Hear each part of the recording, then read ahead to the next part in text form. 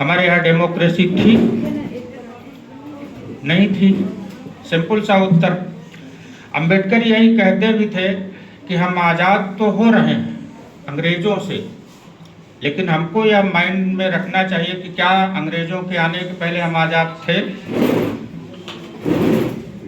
नहीं थे। सारे लोग नहीं कह सकते कि हम आज़ाद थे।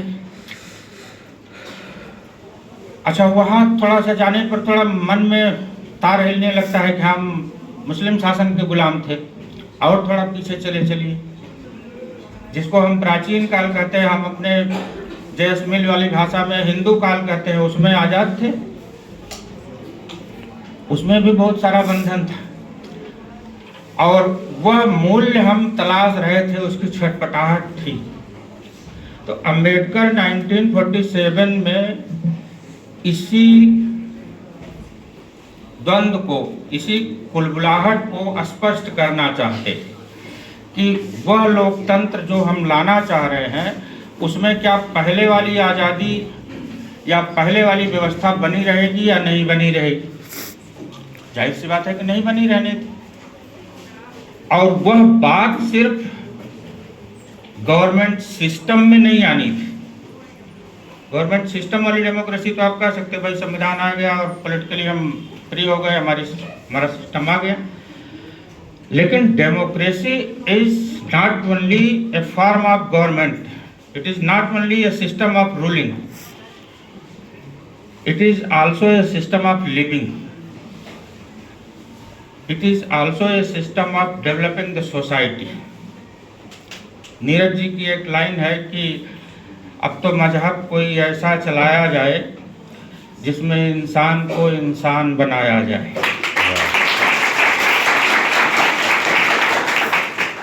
मेरे दुख दर्द का तुझ पे असर हो कुछ ऐसा, मैं रहूं भूखा तो तुझसे भी न खाया जाए।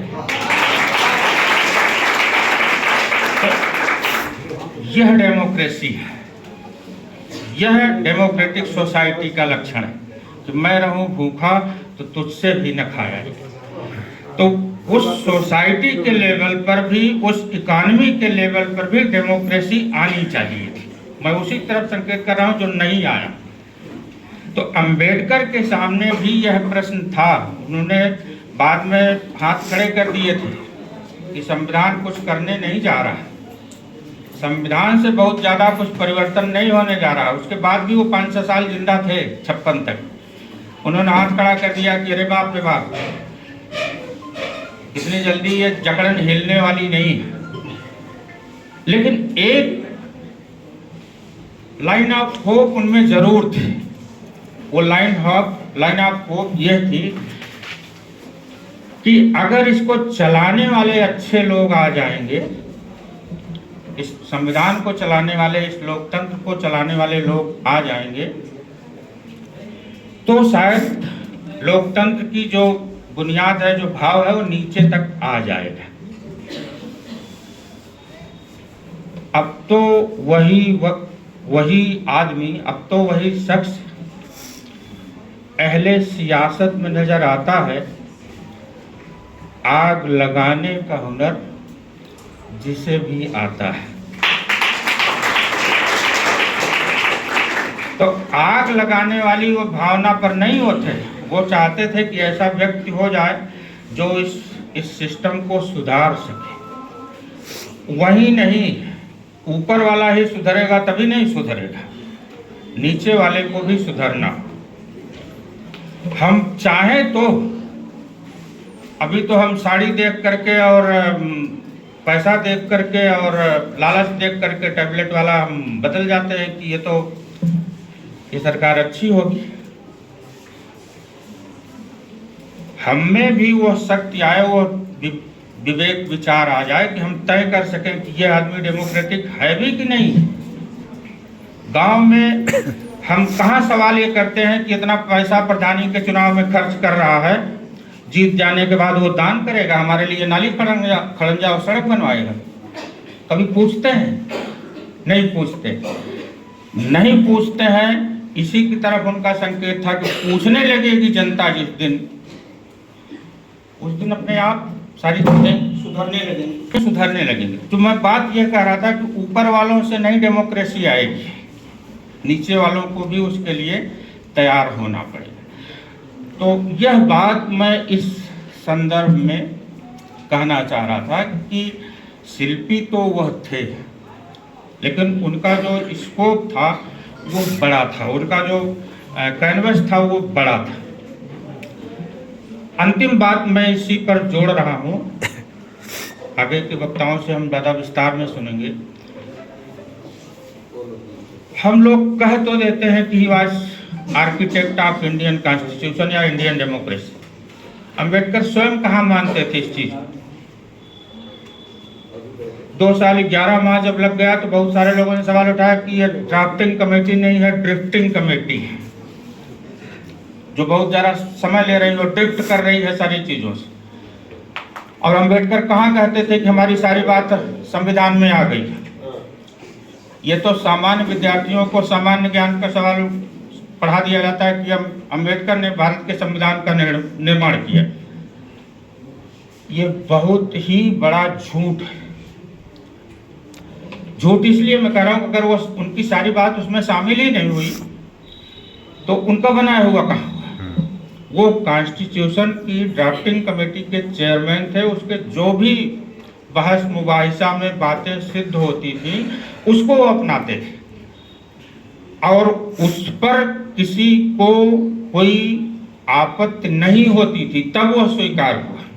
हिंदू कोड बिल नहीं स्वीकार हुआ, अम्बेडकर चाहते थे, बाद में वो टुकड़े टुकड़े में पास हुआ। इधर कुछ चलन आया है कि उनको अलग तरीके से पेंट किया जा रहा है।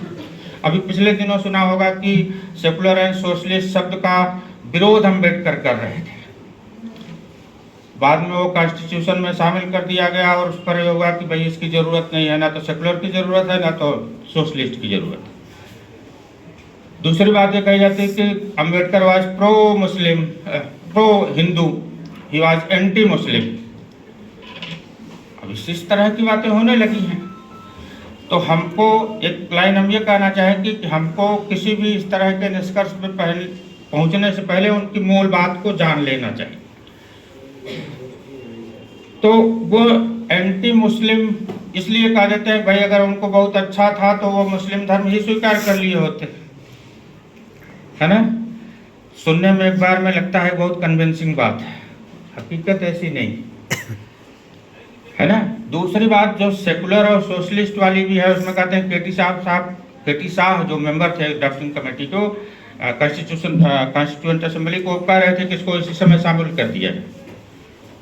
अम्बेडकर ने कहा कि नहीं, इसकी कोई ज़रूरत नहीं है, ये बहुत सारे क्लास में, बहुत सारे सेक्शंस में ये बात ऑलरेडी आई है, इसलिए इसको अलग से शामिल करने की ज़रूरत नहीं।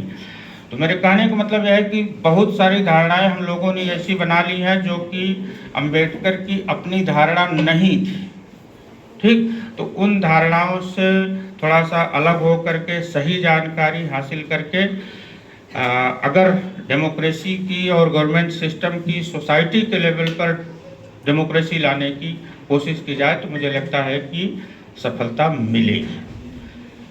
लास्ट बात मैं ये कहना चाहता हूँ कि Ambedkar was a better architect of democracy, Indian democracy. यहाँ थोड़ी गुंजाइश मैं रख रहा हूँ, बेटर कह रहा हूँ कि doctor Ambedkar was a better architect of Indian democracy, but he has left scope of